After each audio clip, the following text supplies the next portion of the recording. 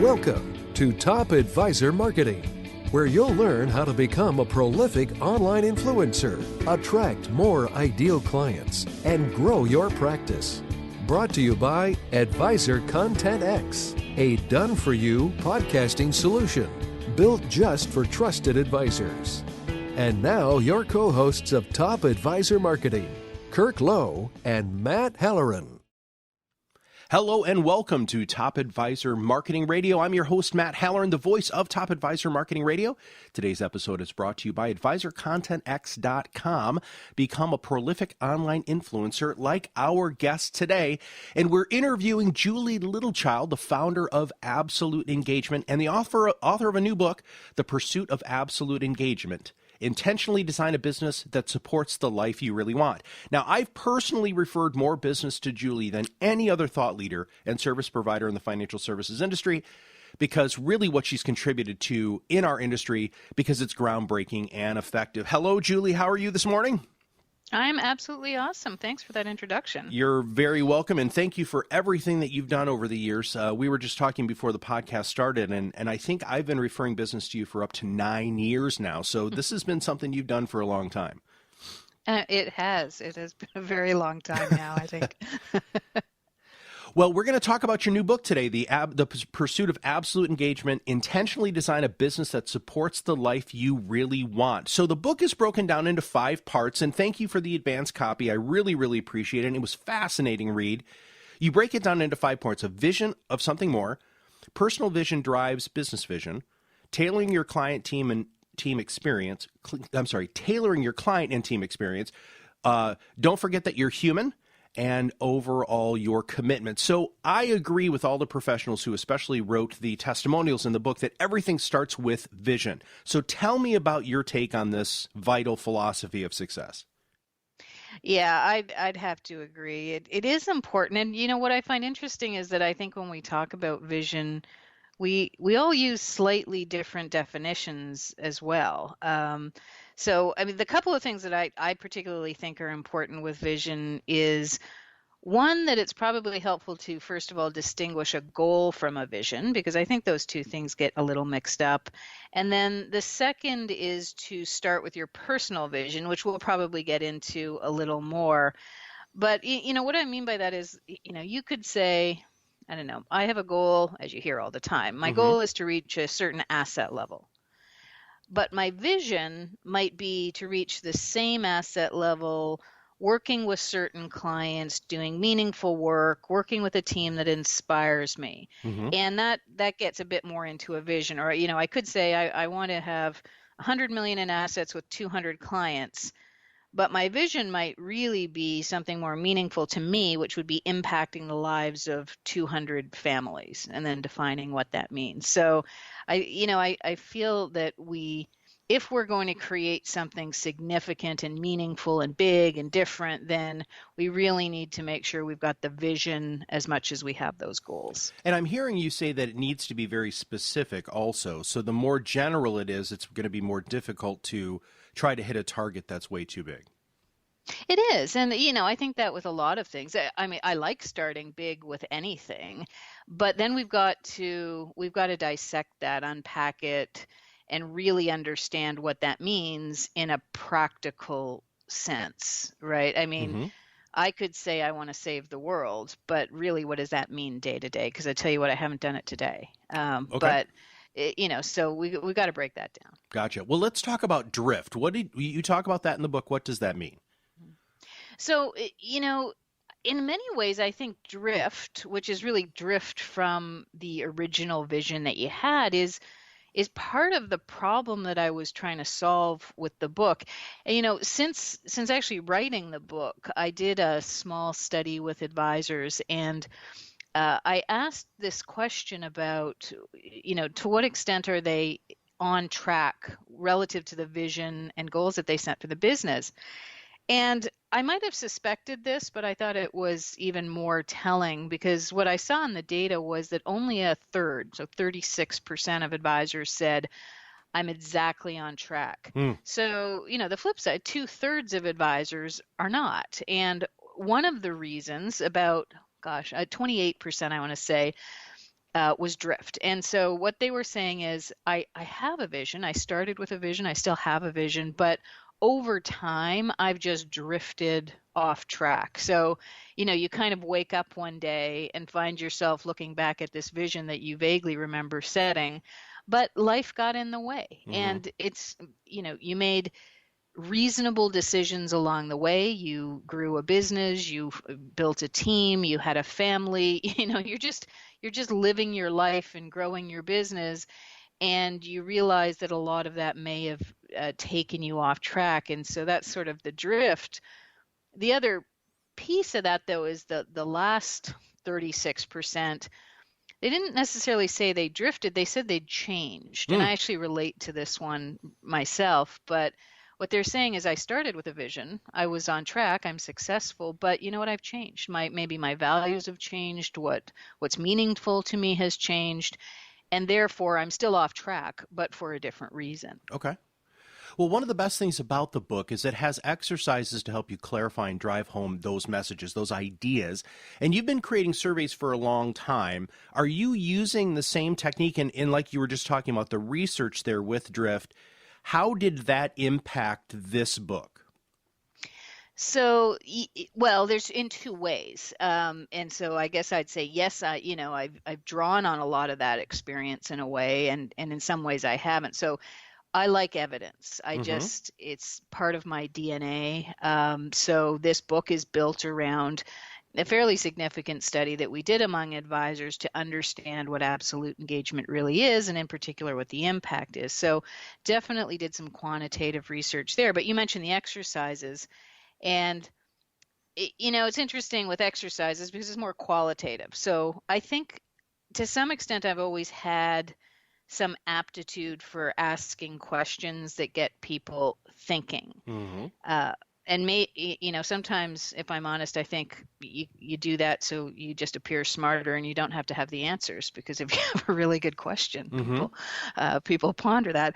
But so qualitative is obviously very different. It's more inward looking. It's a different form of research, but I'm a big believer in data, whether it's to inform the concept or whether it's just to get straight on what it is you want to do personally. Okay.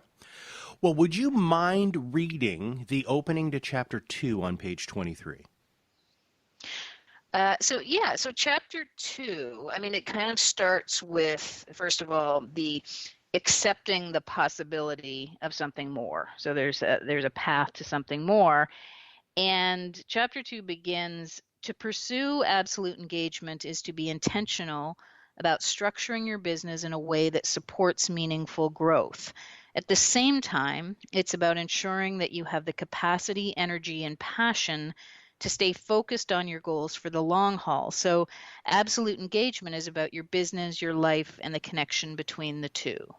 So a wise person once told me, for everything that you want in life, you have to give up something proportionate to that want. In other words, you can't have it all. You can have a lot, but no one gets everything.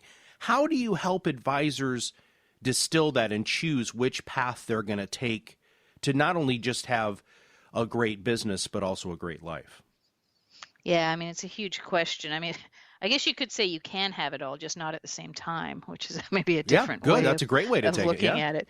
What I really wanted to do with this is to highlight the connection between work or maybe success in life. So I wanted to say that, based on our research, it's clear that we can intentionally design a business that supports the life that we want to have. We can do that. But in the same breath, we've got to recognize that to do that is really hard work, and we need to create an environment that allows us to succeed. And so that's why we need to focus on our lives as well. So I don't specifically get into the trade-offs and the choices. There are many. Obviously, we all make a lot of choices as to where we'll focus our time. But I do get into the need to push ourselves in other parts of our lives so that we give ourselves room to breathe and encourage creativity and give ourselves the capacity to actually take action on all of this. Well, let's talk about the three principles on page 35. You drive home this point even more, that your personal vision drives your business vision. So break that down for me. So yeah, the three principles, and it may be helpful just to give you a little context. When we went out and we talked to a bunch of advisors about how they approach their business, what we found is that we found a group of advisors. It was 15% of them. That's who we call the absolutely engaged, and they kind of lived by these three principles. And then what we did was we looked at the impact of doing that. So that's where these come from. And so the first one, as you point out, was about personal vision. And because what we were trying to get at was where's the intersection between growth and well-being? This isn't just about growth, it's about true success, which includes both. And we found that those who are absolutely engaged really did start with their personal vision, which means that a great business, one with momentum, one that's going to create well-being, really starts with that personal vision, and then we create alignment between that and our business vision. And so the three areas that came up as most important, personal vision, you could set on a lot of different things, but specifically what we dig in on is working with the right clients, doing the right work, and playing the right role on the team. And so if we can get clear on all what that would look like for us, then we can begin to build the business around that rather than the other way around. Well, I think that awareness is the key to seeing things as they are and not as our mind might skew them to see them. So awareness was a key point in this chapter. Talk to me about awareness. Yeah, so what we did was we had the three principles, the first of which you've mentioned about personal vision. And then, because we didn't want to leave it there, we dug in and created a 5-point action plan, if you will, just big actions. And awareness, as you say, is the first step if we're taking action on this. So it really goes back to those three things: clients, work, and role. There are other things that might influence us, like for me, where I worked was really important. I wanted to be able to work at home. I wanted to be able to travel and such. But clients' work and role really dominated in the research. So awareness it's really just about getting real with yourself. What do you love? What turns your crank? What creates flow? What are you best at? And the thing I say in the book is that this is really where possibility lives, because going through an exercise on awareness is without limitation, just trying to open your mind to what do I love to do and what might be possible if I were to intentionally design the business that I really want to have. Well, I really enjoyed the kind of the bizarro world aspect of this. So the antithesis of awareness, and you called it self-editing, right? So making it so that, okay, so I've got this vision, and then all of a sudden the buts come in. Talk about self-editing. Yeah, I mean, you really have to hold a mirror up when you write about these things. And self-editing was a term that I used, and it's frankly one of the many things that get in our way. I think most of the barriers that I really uncovered were internal as I dug into this. So really, self-editing is just one of the subconscious things that we do that means we don't even have to try to pursue those goals. So, I could say that I could go through an awareness process and say, yeah, I really love working with business owners. This is a group of people that they inspire me. I love how they operate. I can relate to them. I know I can help them. Wouldn't it be so cool if I could just work entirely with business owners? So you kind of begin creating, and almost immediately I find what happens is the answers start creeping. But if I did that, then not all of my clients are business owners, so I might have to say no to some new clients, and that would mean a decline in revenue. And then I wanted to take a big trip with the family this year. What's going to happen there? And I do have that assistant who's not so keen on business. And so I don't know how conscious we even are of this, but the net result of that is we just don't even start to take action because we have edited the dream to the point where we simply don't. I used to call it shooting on yourself, and it just gets Yeah. really stinky, and nobody really likes it. And just to remind Yeah. everybody that we're talking to Julie Littlechild, the author of a new book, The Pursuit of Absolute Engagement, Intentionally Design a Business that Supports the Life You Really Want. Talk and define audacity, because I love that word. I love that you highlight that in the book. So audacity is the second step, awareness and then audacity. And really what I'm asking advisors to do in this step is to take what they learned during that awareness phase and have the audacity to translate that into a business vision. Now, I think it is audacious because audacity to me is really having the courage to draw a line in the sand and say, this is what I'm going to do, and it's really starting to take action on what you really want to do. So if I went back to that previous example, I love working with business owners. That's awareness. Now, if the next thing I came to was I'm going to work with business owners as my primary target market, that's audacity. And it is really where courage lives, because for a lot of us this is provocative. This is starting to make at least some significant changes in the business. So I kind of see audacity almost like the glue or the bridge maybe between personal and business vision.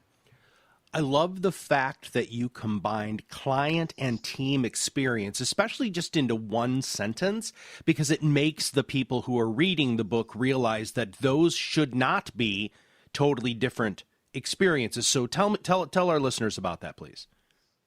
Yeah, that's a good spot, by the way, because I did that intentionally. I believe it to be true, but I think that as you're suggesting, we tend to look at those things in isolation. And so a big part of this book is about alignment. It's about creating alignment between a personal vision, a business vision, a client experience, and a team experience. And by alignment, I mean that these things are all related, that they all influence one another, but that if we get them aligned, it's like gears. You create torque, create momentum, because they all start working together.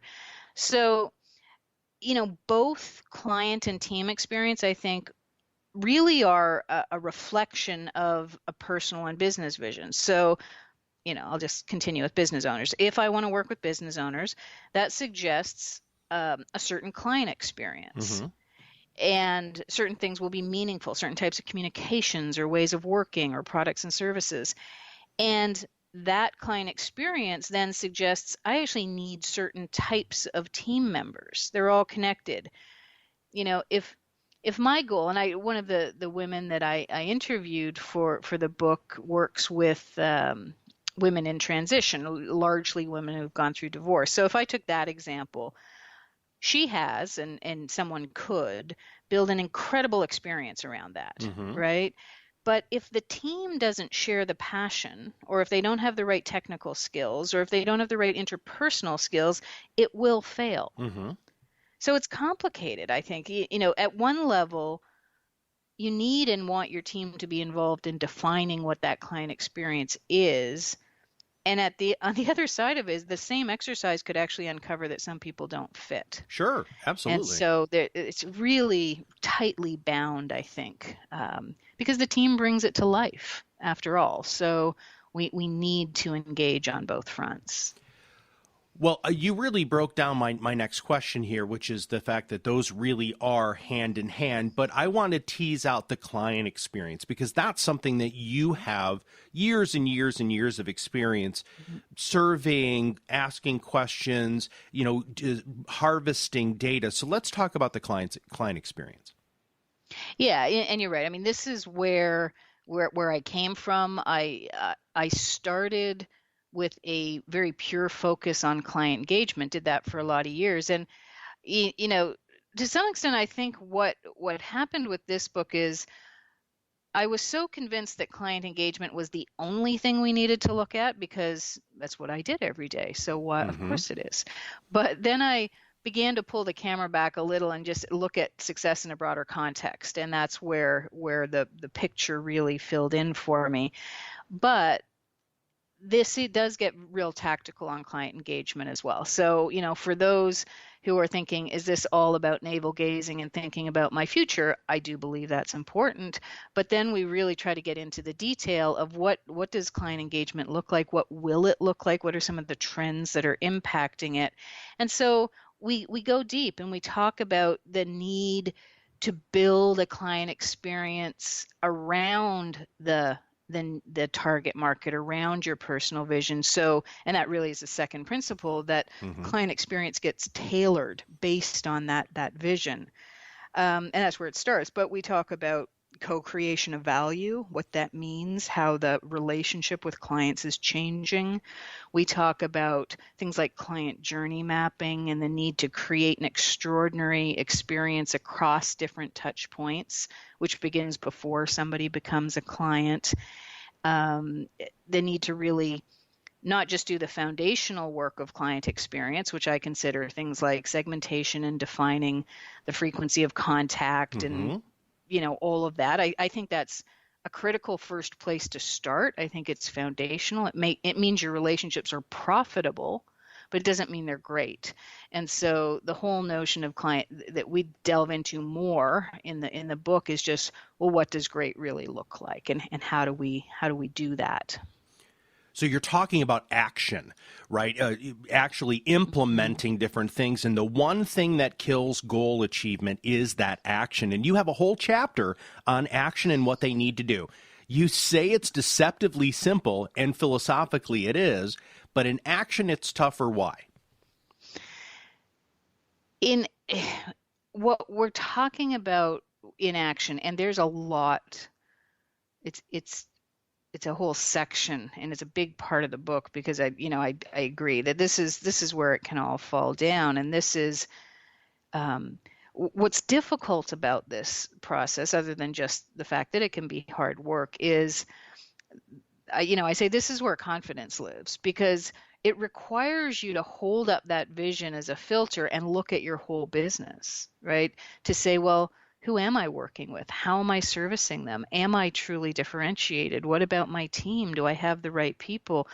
And so in this action section, what we try to do is unpack what it really means to be extraordinary within the clients, with clients, and then with team. And that's tough, but part of the tough part is just accepting that you might need to do things differently. I guess I'd also say that I tend to believe that there are some disruptive trends at play right now as it relates particularly to client and team engagement, that things are shifting, that we need to think a little differently. And, and that means thinking a little further into the future and asking, how is this going to impact my business? So none of that is easy. It's important, and I think it can be fun, but I wouldn't say it's easy. Most advisors don't get into financial services to become managers. And in fact, the biggest thing that I've dealt with over the last 12 years is interpersonal issues from an HR standpoint. Yeah. So advisors really need to engage with their team. Unpack how you explain that for our listeners, please. Yeah, I'm sure in the work that you've done and do, you must see this in a lot of detail. But I do think that team is the critical driver. You can't do it alone. So really what we talk about is being as intentional around team engagement as you are, or we're suggesting you be around client engagement or personal engagement. And so there's a few big pieces to that. Part of it is visionary, I think, personal vision. Like, what kind of culture do I really want to have? And I think you have a culture, the first person you hire, or at least you should start thinking about it. So what we look at is defining your culture, getting very clear on fit, who are the right people, or as Collins would say, getting the right people on the bus, and then creating an engaging team experience. So that's when we'd get into the detail of things like, how do I create a really motivating and engaging environment? So whether that's through social or development or compensation. I don't get into compensation specifically, but what are the things that we need to do to make sure people just love coming to work every day? I love your chapter on reminding people that they're actually human. So I know, isn't that amazing? Newsflash. So break down that newsflash a little bit. I loved this chapter. I spent probably more time here just because I need to remind myself of this as an entrepreneur. I mean, we think that we have unlimited battery packs and all of that sort of stuff. So where did this come from personally? And tell us about this chapter, please. Yeah, I probably spent more time writing those chapters as well.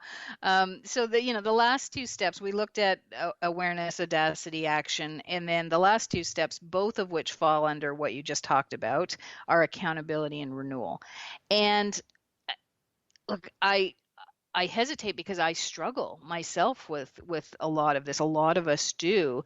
But really, this principle recognizes that if we're going to do all of this, if we're going to build this extraordinary business, then we need the fuel to do that. And that comes in a lot of different forms. But what I realized very quickly as I got into this, and in fairness, I knew, but I don't think I'd articulated, is we're not just saying get a little more sleep. I mean, although that would be a really good thing. That's probably a good start. Yeah. We could start there. But you talked about, the shoulds and the barriers earlier. Mm-hmm. These really kick in, I think, when it starts coming down to things like self-care, giving ourselves space, being kind of open and vulnerable to what we actually need. And so I think these steps surface a lot of pretty deep-seated issues, although we're talking ultimately about just allowing yourself to be creative by giving yourself some space.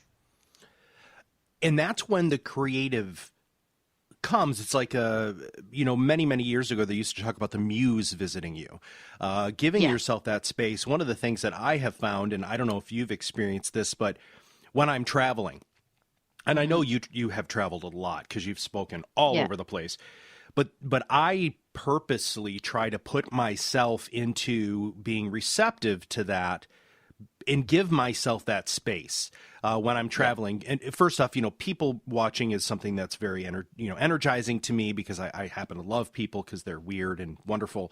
But that gives you the opportunity to be receptive. And I think another thing that allows you to be receptive is to be with like-minded, successful people. And you talk about a long-standing philosophical foundation of success that Napoleon Hill talked about many, many years ago, which is the masterminds group. So I have a two-part question here. The first one is, are you in a mastermind group, and why did you think that this was so important? Yeah, so you're right. It goes way back, this concept. I'm hearing more and more about people talking about masterminds. So I'm in an informal mastermind group, I would say. I don't know that we follow the structure of a lot of them, but it is a structure around connecting with people who are supportive and smart and help you think through issues as and when you need that. I was also part of a mastermind group, which is another form of them, which was situational. And it was a group that was formed for a very specific purpose with a group of people who are taking part in an event. And it was very much structured like a traditional mastermind group. So I saw the power of how these things could work and the really transformational power that it could have on success. It's unbelievable. Groupthink is something that I think people underestimate the power of. And my background started as a therapist, and group therapy is one of the most effective ways to change behavior because you realize you're not alone, and two, you get other perspectives that you wouldn't have in a one-on-one situation. Well, let's finish up today talking about renewal and commitments. Now, I want to remind our listeners that at the end of every section here, Julie has created these magnificent exercises. And so I know that's one of the things that will help people achieve the level of success that you're hoping that they achieve by reading the book. But talk to our listeners about how you help, and the book can help them keep up this frenetic pace that we have as entrepreneurs. Yeah, so you're right. The last step is very much about renewal. It's about refueling. It's about re-energizing. It's about acknowledging that we're not superheroes and that we actually have to take a step back. And it's about dealing with why we don't do it in the first place. I think so many of us are paralyzed isn't the right word, because it's almost the opposite. We're driven to activity, constant activity, because we feel so responsible for everything, right? It's our business, our families, our clients, our teams. I mean, it creates this extraordinary sense of responsibility to the point where we don't step off the treadmill, either because we think something terrible will happen. We think it might be selfish to actually think about ourselves. All sorts of things just get in the way. So I talk a lot about, things like understanding, if you're feeling overwhelmed, is it a structural issue or is it self-imposed? Do you literally just have too many clients that you cannot physically manage? That could be, that could be something. Sure. Or is there something else that is just keeping this frenetic pace where you cannot take a break? Talk about getting intentional, whether that's time off. So the folks who are absolutely engaged, in addition to generating more revenue and reporting better health and better, higher energy and less stress, not surprising, perhaps they also took more time off. They took more consecutive weeks off. So not just the number of weeks, but taking them together. So I dug into other research on this. Arianna Huffington's doing a lot around sleep. Jim Lair, who's one of my favorite, talks not about finding balance, but about energy management. And he draws on a lot of work with elite athletes. And I think these things are really helpful in getting us to renew. And it's just, even as we're talking about it, one of the things that struck me is that of the 5 steps that we walk through in the book, the first and the last, I think, are the hardest: awareness and renewal, because they are the two that surface all of our internal demons. Sure. and we get in our own way. So, we do need more sleep, but sometimes we need to ask ourselves why we're not getting it in the first place. Well, and again, like we had said earlier, in the show here, that we don't have an unlimited battery pack, and we have to do things to recharge our batteries. And it's funny, Julie, when I ask advisors that, in fact, it's part of my intake process, and I'll say, how do you recharge your batteries? There's silence on the other end of the phone.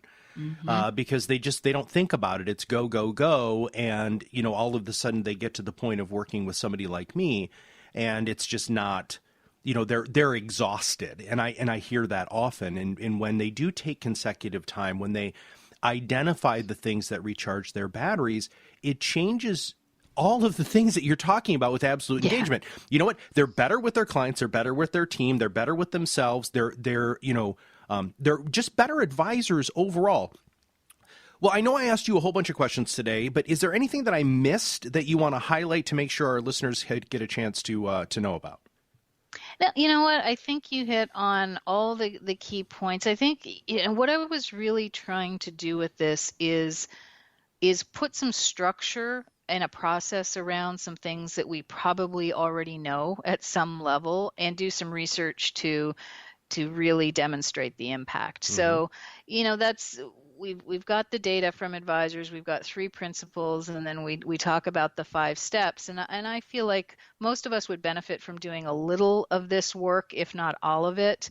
And I really appreciate your questions were great, by the way. So that's why I don't have much to say, because I think you really dug in on some of the important concepts. Well, thank you, and again, I really do thank you for the advanced copy of the book. I read the first. I started reading the kind of the testimonials at the beginning, and I was like, wow, this is what Julie wrote? I thought this was going to, because I had absolutely no idea. And then I got to self-care, and I had this huge smile on my face. And I looked at myself in the computer screen because it reflects me back, and mirrors are always important. And I was like, okay, so you really, and I believe you really nailed, I think you nailed it right on the head here. This is fantastic, and I can't wait. So the book is launched already as of this podcast? Yes. Okay, fantastic. It is. Can you tell everybody where they can get it? Absolutely. So you can go to our site, and it's at absoluteengagement.com/book. Okay, and you'll fantastic. find all the information there. And we will have links in the show notes to go ahead and purchase the book. So thank you, Julie, for being on the show today. Thank you so much. Well, this was Julie Littlechild, founder of Absolute Engagement and author of the new book, The Pursuit of Absolute Engagement, Intentionally Design a Business that Supports the Life You Really Want. Thank you so much for taking time today to learn how to be a top marketer in the world of financial services. Today's podcast was brought to you by AdvisorContentX.com. Find out how 2 hours of your time per month can create up to 40 pieces of unique content that will make you a prolific online influencer. I'm Matt Halloran. See you on the